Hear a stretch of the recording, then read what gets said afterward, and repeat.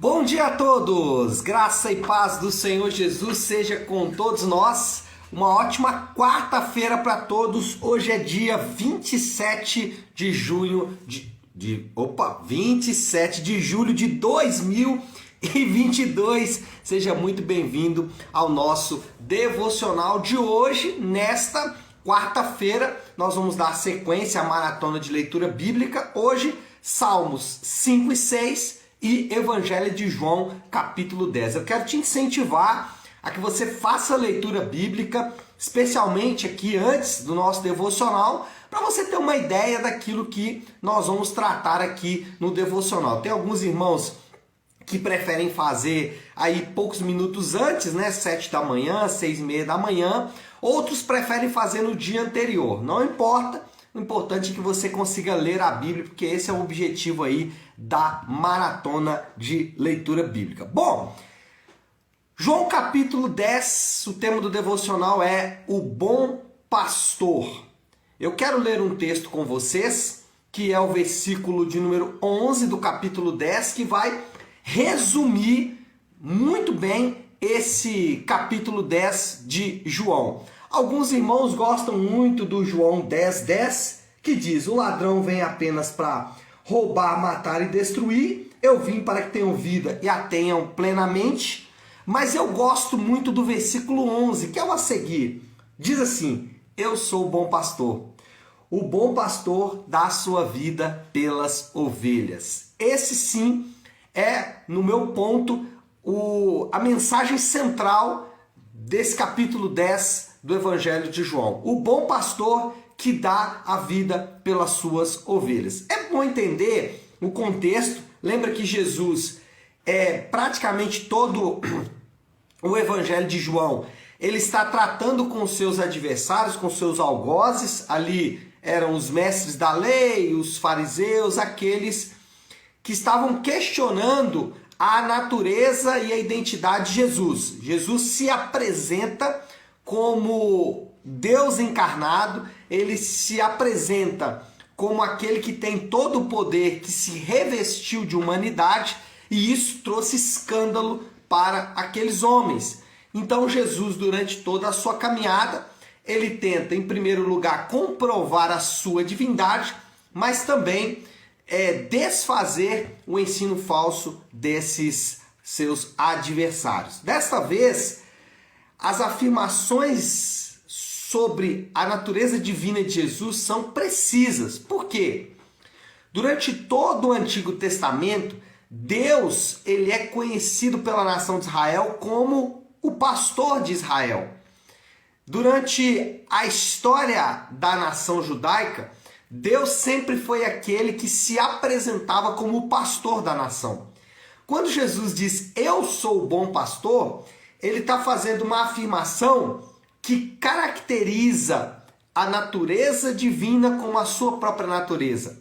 Interessante que aqui, avante, né, no próprio capítulo 10 de João, versículo 30, Jesus fala, eu e o Pai somos um. E quando ele fala, eu e o Pai somos um, a Bíblia diz que os homens pegaram pedras para apedrejá-lo. Mas essa afirmação de que ele e o Pai eram um, estava sendo feita em todo o tempo. E aqui em João 10, isso é de maneira muito precisa. Agora, algumas verdades podem ser extraídas desse texto. A primeira verdade é que ele, Jesus, é o bom pastor. Lemos aí esse versículo 11, ele afirma, eu sou o bom pastor. Lá no versículo 14, ele afirma de novo, eu sou o bom pastor. E o que Jesus está afirmando quando ele diz, eu sou o bom pastor? Ele está afirmando a exclusividade da sua obra. Ele está dizendo, olha, a obra de pastor, ou de bom pastor, né? Não de pastor, mas a obra de pastor, ela é exclusiva minha. Eu sou o bom pastor. Ele está, nesse momento, dizendo que não há outro caminho e não há outro bom pastor que não seja ele mesmo. Ele está afirmando a exclusividade da sua obra. Ele está afirmando o que em outros lugares ele afirma de outras maneiras, mas ele está afirmando que fora dele não há salvação. Ele está afirmando que fora dele ninguém pode se chegar a Deus. Ele está afirmando o que ele afirma em outros lugares, que ele é o caminho, a verdade e a vida, e que sem Jesus ou sem a sua obra, o homem não pode se chegar a Deus. Então, a primeira afirmação que ele está fazendo é a exclusividade da sua obra. Eu lembro de uma vez que alguém perguntou para mim se alguém pode ser salvo em outra religião. A pessoa perguntou: pastor, alguém pode ser salvo em outra religião? Eu afirmei: claro, absolutamente. Religião, ela não vai salvar ninguém. Religião não, qualquer religião que promete salvação nela está ferindo de morte a pregação do evangelho da graça de Deus. Então, como as pessoas podem ser salvas? As pessoas são salvas por crer em Jesus como seu único e suficiente Salvador, afirmar e andar de acordo com a sua palavra e arrepender dos seus pecados. Qualquer pessoa, de qualquer religião, de qualquer lugar do mundo, que crê em Jesus e que arrepender dos seus pecados será salvo. É óbvio que crer em Jesus, ela vai precisar de uma revelação, porque ela não pode crer naquilo que ela não conhece, e a revelação de quem é Jesus está na Bíblia. A Bíblia é a fonte única, escolhida por Deus para revelar a salvação. Então, crer em Jesus significa também crer em tudo que a Bíblia afirma sobre Jesus. Por exemplo, hoje nós estamos falando que Jesus afirmou que ele é o bom pastor e que fora dele, fora desse bom pastor, as ovelhas vão se perder. Você precisa crer nisso. Qualquer pessoa, para ser salvo, precisa crer nisso. Precisa acreditar que a obra de Jesus é exclusiva e definitiva para a salvação. Mas não só isso. Não adianta só crer em Jesus, não adianta só acreditar, né? Acreditar em Jesus, não adianta só isso. Você precisa também arrepender dos seus pecados, deixar para trás os seus pecados. E mais uma vez, a Bíblia também vai dizer o que são os pecados e o que não são os pecados. A Bíblia vai afirmar como o homem que crê em Jesus pode viver. Então, o que nós estamos querendo dizer é que não há salvação fora de Jesus. Fora de Jesus não há como se chegar a Deus, e ele mesmo afirma a exclusividade da sua obra. Ele é o único que pode fazer isso. Em segundo lugar, nós vamos ver que existe um pastor falso. Se existe o bom pastor, existe também aqui o falso pastor. Olha o versículo 12. O assalariado não é o pastor a quem as ovelhas pertencem. Assim, quando vê que o lobo vem, abandona as ovelhas e foge. Então o lobo ataca o rebanho e o dispersa. Jesus vai falar sobre esse pastor assalariado, né? E aqui o problema não é o salário do pastor, né? O problema aqui é de fato aquele que é o pastor falso. E a existência de um falso pastor é uma perspectiva terrível. Por quê? A afirmação bíblica de que existe um falso pastor nos deixa com aquela pulga atrás da orelha. Meu Deus, será que eu estou de fato andando atrás do verdadeiro pastor? Será que eu estou de fato caminhando com o verdadeiro pastor? Ou será que eu estou ouvindo ou caminhando atrás do pastor, como o texto diz, do pastor assalariado, daquele pastor que só pensa em si mesmo? E aí volta a dizer, né, pastor aqui não é o personagem eclesiástico, não, né? Não é a minha função pastoral, não. Ele está falando de dois elementos ou dois indivíduos. Um que é o pastor verdadeiro, o bom pastor, e o outro que é o pastor falso. Uma fé que é genuína, que leva à salvação, e uma fé falsa. Bom, a Bíblia em outros lugares vai falar de algumas características desse falso pastor e pode nos ajudar a encontrá-lo aí. O falso pastor, ele não fala, preste atenção, se você quer encontrar o falso pastor, e aí é óbvio, né, volta a dizer, o falso pastor aqui está ligado à falsa fé. Se você quer encontrar uma fé falsa, essa fé, essa religião falsa, essa maneira de chegar-se a Deus de maneira falsa, ela não fala de pecado. Não fala. Ela não fala do pecado do homem. Ela não fala de condenação.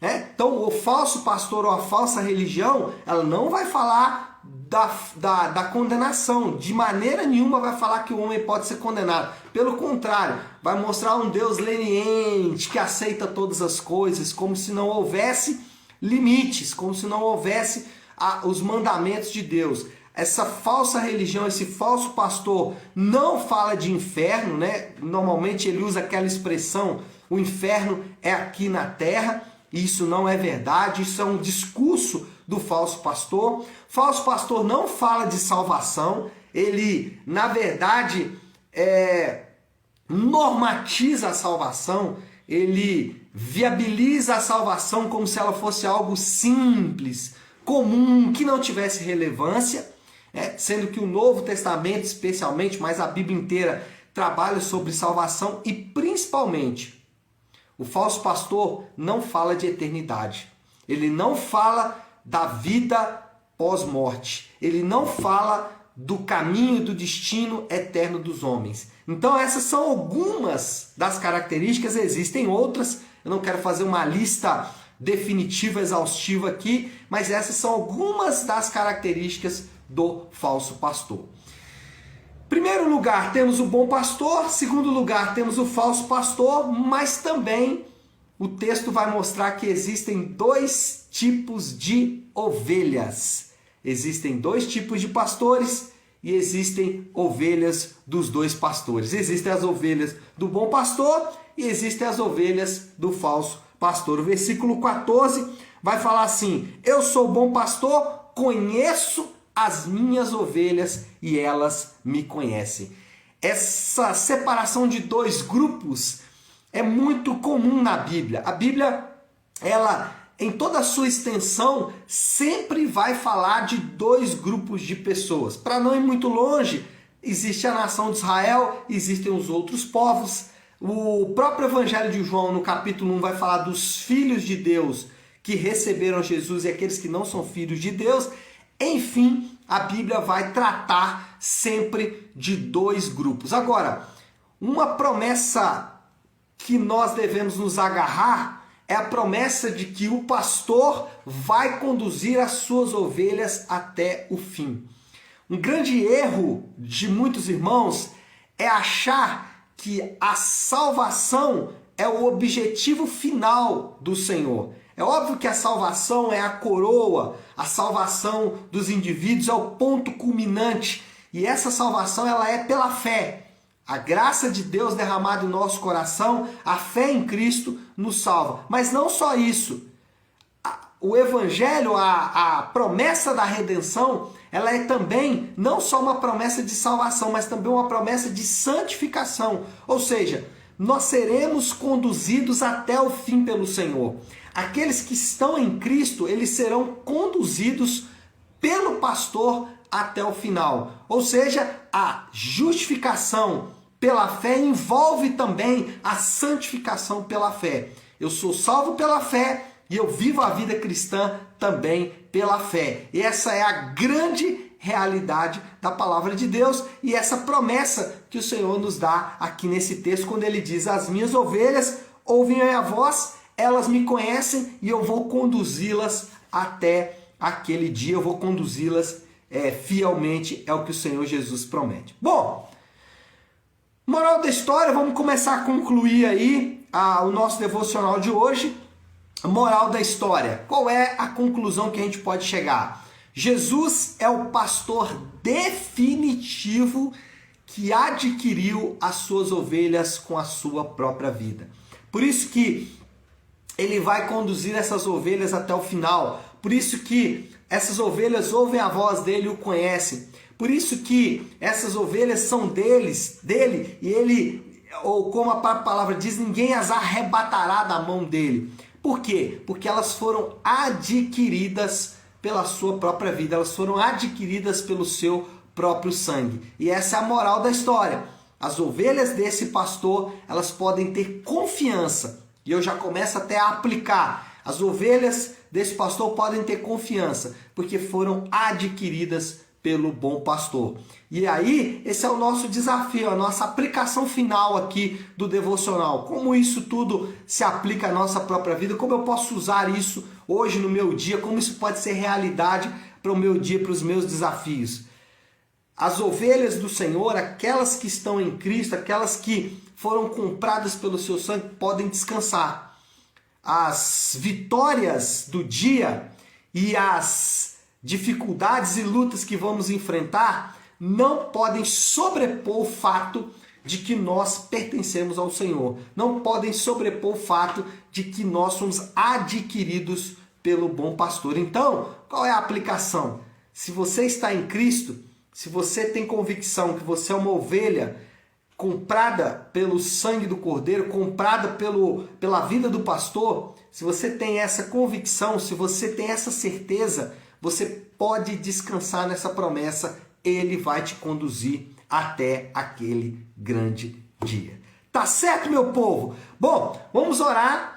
E aí talvez você pode estar se perguntando, né? Pastor, mas eu não tenho tanta convicção, eu não sei se eu sou ovelha desse bom pastor. Essa é de fato uma boa pergunta e essa é uma boa meditação. Se você tem dúvida em relação a isso, eu convido você a meditar mais na palavra de Deus, especialmente nos evangelhos, e procurar a ajuda de irmãos mais maduros na fé que poderão te ajudar a aferir se você é de fato ovelha desse pastor ou não. Se você tem essa dúvida, quase certeza de que o Senhor está te chamando, o Senhor está convocando você como ovelha do pastoreio dele, tá certo?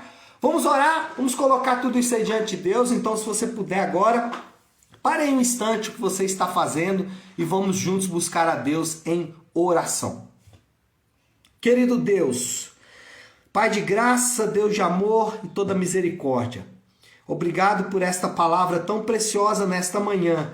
Obrigado porque esta verdade de que somos ovelhas do seu pastoreio, de que fomos comprados pela tua própria vida, de que o Senhor é o nosso bom pastor.